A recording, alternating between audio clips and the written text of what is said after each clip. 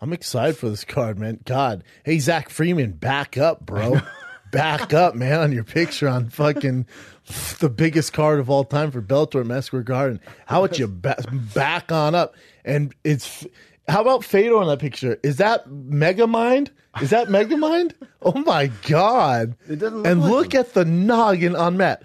Hey, who took all these pictures? No, it doesn't look right. These are terrible. Look at Vanderlei. Vanderlei looks like he just got caught doing something terrible. And then, Chael in that picture just looks like he does not want to be there. These are hilarious. The only good pictures are Chandler and Lorenz Larkin. There's more on the TV card here. Again, Alice Uger, back up on the camera, man. Heather Hardy, not mad at her. James Gallagher, Shinzo Machida. That looks like such an awesome fight. That is such a great fight. God damn, that's a good fight. Before you mentioned Shinzo, I never really paid attention to Shinzo. And then as soon as you talked about him, I saw that first fight. And then his last fight, his most recent fight, you should see the knockout on that one. I've seen it. Freaking ridiculous. Monster, right? Yeah, it's so fun to watch. Yeah, his brother's Lyoto Machida. His dad, he got the same training Machida did. He's his older. brother. Yeah, Lyoto, they get the same training. And, when Lyoto and I were training together at the Grace Academy at Black House, Shinzo's always doing all the same training, fucking dudes up next to us, smaller guys. He's a monster, man. James Gallagher has that swagger, that fucking, he's from Ireland, right? Mm-hmm. He has that swagger, and when they talk and the way he dresses, and he has the fuckboy haircut like me, like when they do all that stuff, man, you put that together, you have a marketing package. And he speaks well, dresses well, he's a knockout artist.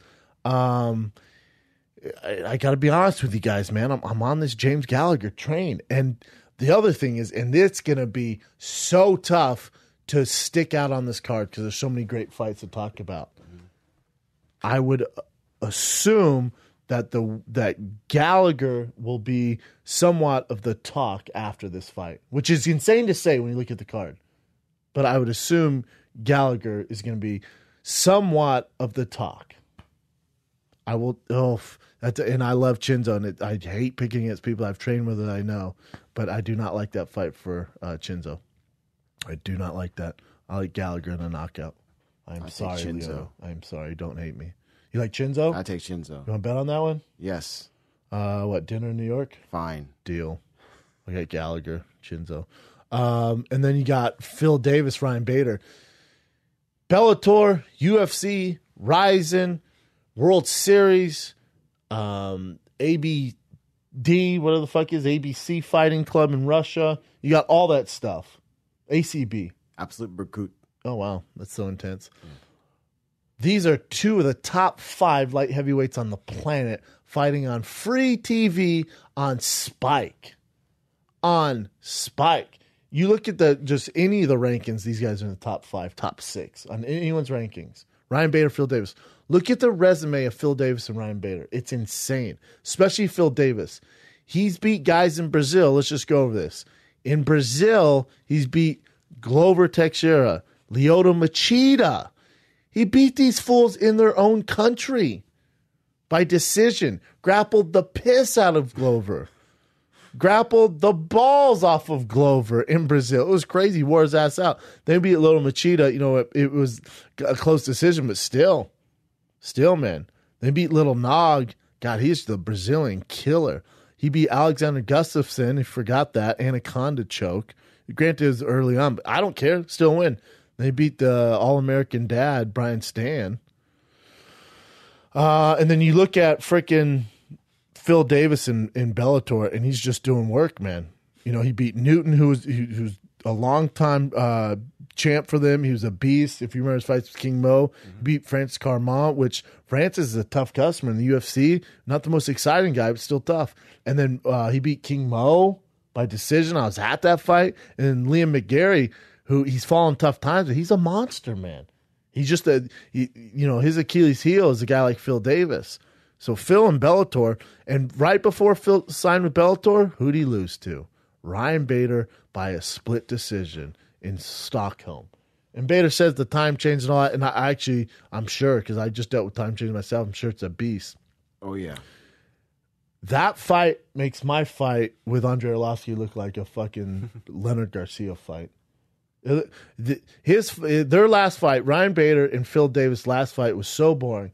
It makes my fight with Andrei Arlovski look like Roy McDonald, fucking Robbie Lawler too. I mean, that fight was so boring, and they know this, and that's why I love this fight. That's why I love this fight, because once you realize you've been in it before, you see what the other guy brings, you're going to be more willing to let your hands go.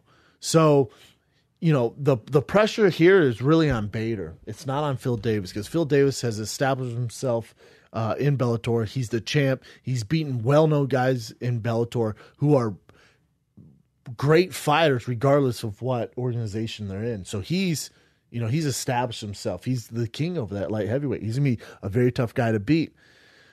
But with Ryan Bader, if you look at who's gotten better since they fought, I look at the skills of what Ryan Bader's doing. I look at Phil Davis, and Phil Davis has always been good. And he's this freaking top 5 in the world. But I got to give it to Ryan Bader, one who has gotten better. Now, Phil Davis has beaten better guys, but Bader, God, he hasn't beaten Powder Puffs either, man. He really hasn't. He beat, God damn, it's tough to say that. It's really tough because he beat OSP, he beat Phil Davis, he beat Rashad Evans, and obviously got murked by Anthony Johnson, but can't hang your head on that. He beat Latifi, KO'd him with a knee, then beat Little Nog. I'd still give it to Phil Davis after looking at those resumes. But the guy who's improved most since their last fight would be Ryan Bader. I actually hate picking this fight. But God,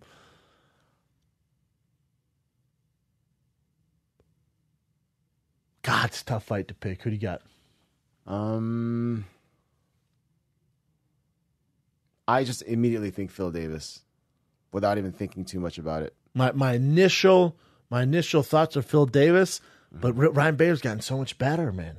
And there's more pressure on him,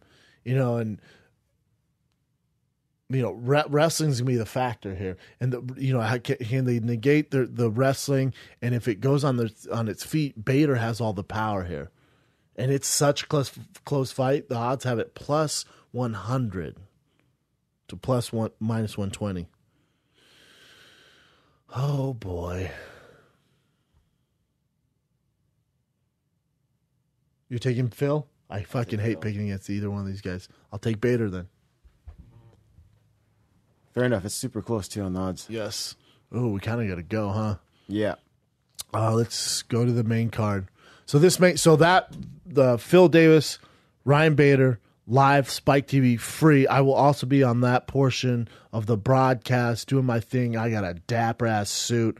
I got a black boss suit with a pink undershirt and a dope ass tie. Stay tuned for that. Let's roll through this main card before I miss my flight. So yeah, Aaron Pico, Zach Freeman. Even though Zach Freeman's 8-2 and it's a terrible picture on there, he's way too close to the camera. It looks like he's taken with a owl lens. Aaron Pico's the future. Aaron Pico will be your champ at lightweight. I'd say in the next 18 months. I'll give the kid 18 months before he's world champion. 18 months. 18 months to be world champion. Let's see. Less than 2 years, that kid will be your next world champion at lightweight. If you look at his resume, you're talking about a kid, he's the future. This is the growth of the sport. He's a kid who started in wrestling, started boxing, but doing it just for mixed martial arts, to be a mixed martial artist. He could have went to college, could have went to Olympics, but he wants to be a professional mixed martial artist.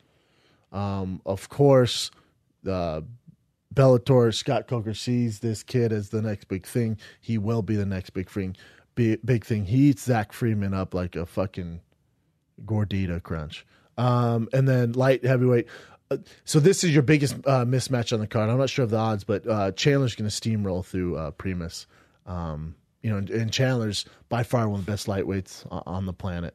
God, Chandler, Pico. That's a tough test for Pico right now. And you're talking about a guy making his debut. So I want to say 18 months. Let's move that to 24 months when you got Chandler sitting there like that.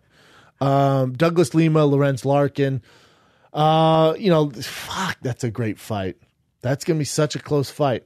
I like Larkin, man, and I think all the pressure's on Larkin too. And you know, I did this sit-down interview with him for this piece with Spike and Bellator.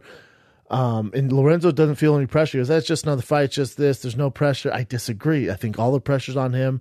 But you look at, again, I always go back to resume. Who have you been in there with? How are you battle tested? And Lorenz destroys Douglas Lima in that case. Mm-hmm. You know, Douglas Lima is a guy, you know, he's going to be, I think he's tied for one of the greatest knockout artists in Bellator, if not the most knockouts in Bellator. But you know, he hasn't beat a ton of guys. He's also a guy who couldn't make the Ultimate Fighter, if you remember that. So Lorenz Larkins beat some of the very, very best.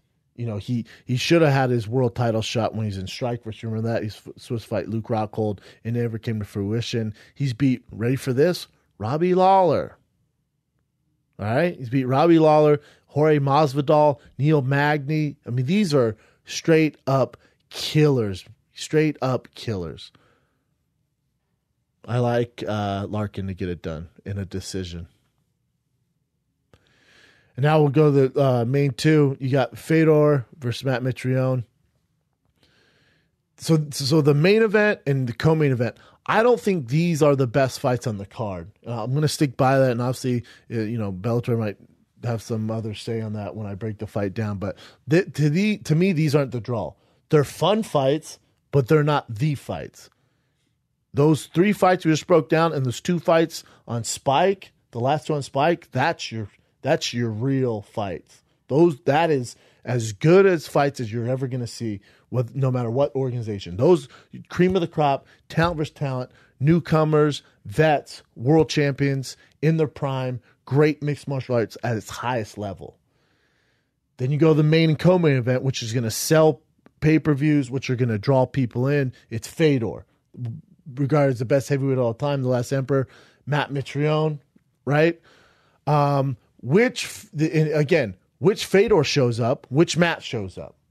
Is it Matt who realized that Fedor is this legend and he's reserved and he's not pulling the trigger and he's worried about getting taken down and the explosiveness and the hoopla and the hype behind Fedor? Because then Matt's in trouble.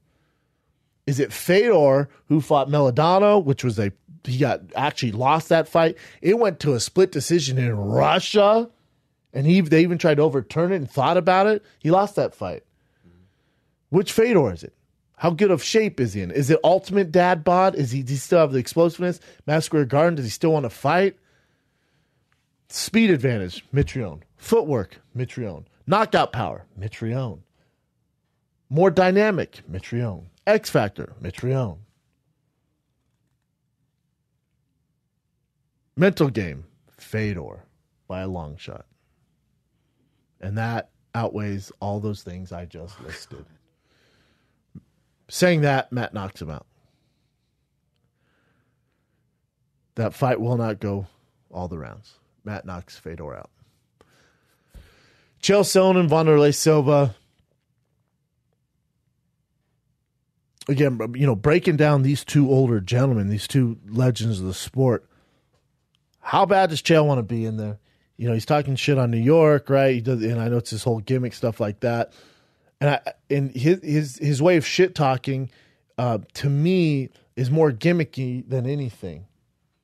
You know, Connor's kind of changed the game on that. It's real. He calls his shots. He means it. And I look at Chael Sonnen's very, very too heavy WWE for me. I don't even care anymore. His shit talking doesn't sell the fights anymore. Because it's not real. It's not genuine. And the one thing everyone needs to be these days, with how transparent social media, the shows are, is realness. And Chael is not real, and we can all smell it. And Chael, you know I love you. And I'm not talking about Chael Sonnen the person. I'm talking about Chael the fighter, Chael the entertainer. I do not like it anymore. I'm not buying that hype anymore. His fight against Tito, he didn't look very good. I thought he looked for a way out. Tito ended up getting the win. You know, it's still Tito Ortiz who's a monster. Listen, Wanderlei Silva, he got screwed over by the commission. He's been wanting to fight. I think he's going to want it more. I'm sure he's an underdog. I would assume Chael's going to come out and he's just going to shoot for a double leg. It's not a great fight. Unless Wanderlei Silva wins by knockout, it's not a great fight. He's going to take him down. And I know I shouldn't be saying this because I'm working for him. But what I'm saying is Chael's not going to sit there and strike with Wanderlei Silva, a knockout artist. If he does, you're going to have a great, exciting fight. I would assume, and going based off Chael's looked in Bellator, he's going to shoot a double leg like it's 8th grade, all the way from the side of the cage and try to get him down. And hopefully Wanderlei's working on that so we get a more entertaining fight. But this card is amazing. Chael Sonnen if Wanderlei should have happened a long time ago. I'm still interested to see it. There's really, really bad blood. That's real. It's just Chael Sonnen shit talking, and it's not real. It's very scripted. It's ready to go. He probably wrote it weeks ago and then saved it for the tweets. It's not real to me, and I can't stand that. So I cannot filter myself when I say that. So if they're mad at me, I apologize. But it's just, that's real, man. I can't fake this. Fedor Matt is a great fight. That's a fun fight. I think Fedor gets knocked out. I think Chael Sonnen wins by decision. I think Lorenz Larkin wins by close decision. I think Michael Chandler starches Brent Primus. And I think Aaron Pico is the big takeaway here as well. And he's your next featured champ. Then on Spike, you got Phil Davis, Bader, which is an amazing light heavyweight fight for the world championship. And then James Gallagher is also your next big thing at featherweight. Boom. Check it out. There's my pick.